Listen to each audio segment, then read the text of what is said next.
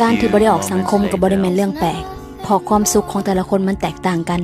บางคนเขาก็บ่ได้มักสูงสิงกับไผบ่มักที่จะไม่เฮ็ดให้ไผยอมรับในตัวเฮาซึ่งนี่ก็บ่แปลกที่จะปลีกตัวมาอยู่คนเดียวเพราะบางคนการอยู่คนเดียวมันก็คือความสุขมันคือความสบายใจซึ่งบางครั้งก็บ่จำเป็นต้องอธิบายตัวเองให้ไผฟังมีความสุขในแบบที่ตัวเองเป็นก็พอแล้วส่วนว่าคนอื่นจะคบหรือบ่คบกับเฮามันก็ขึ้นกับว่าตัวเฮามีประโยชน์ส่ำใดมีคุณค่าในตัวเองส่ำใดเพราะฉะนั้นถ้าหมู่น้อยหรือบ่มีไผคบจงกลับมาพัฒนาตัวเองเงียบๆกลับมาทบทวนตัวเองค่อยๆพัฒนาตัวเองไปเทื่อละหน่อยความสันโดษมันจะให้ความสบายใจโฟกัสตัวเองเฮาจะชัดเจนว่าเฮามักหยัง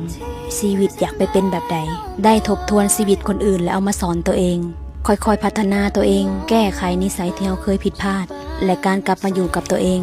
จะเป็นการรวมใจช่วยให้เฮาโฟกัสทุกสิ่งทุกอย่างได้ง่ายขึ้นเห็นภาพเป้าหมายได้ชัดขึ้นและเฮาจะคิดเป็นขึ้นเป็นผู้ที่มีวุฒิภาวะหลายขึ้น